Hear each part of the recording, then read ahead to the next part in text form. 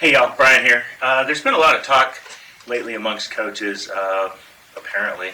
Uh, we coaches don't talk to each other most of the time, however, but about motivation and how to find it in this era of COVID and no racing and questionable seasons, all of those things.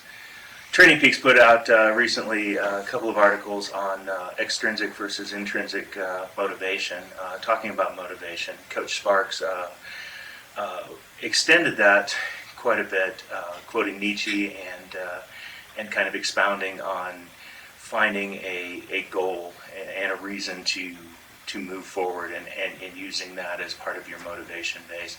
I think I'd like to go a little bit different tack with that and talk more about discipline.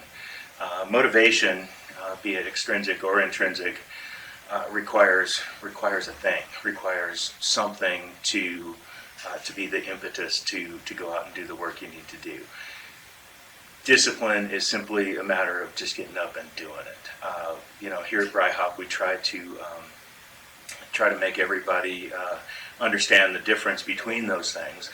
And I would contend that, especially in this era when there's not a lot of places to find motivation, finding that discipline and learning how to focus and do a task over and over and over, whether there's a purpose for it or not, at least in the near term. I mean, obviously, we work way too hard to not have a goal for that, and I think that goal is very important. But I think the important part of that, at least at this time, especially at this time, but always really, is being able to have the discipline to get out of bed, to hit the workout, to hit the next workout, whether there's anything inside or not. Because ultimately, those goals, they have to stay there, and if they don't stay there, we're really not in a long-term situation where we can sustain this without that discipline.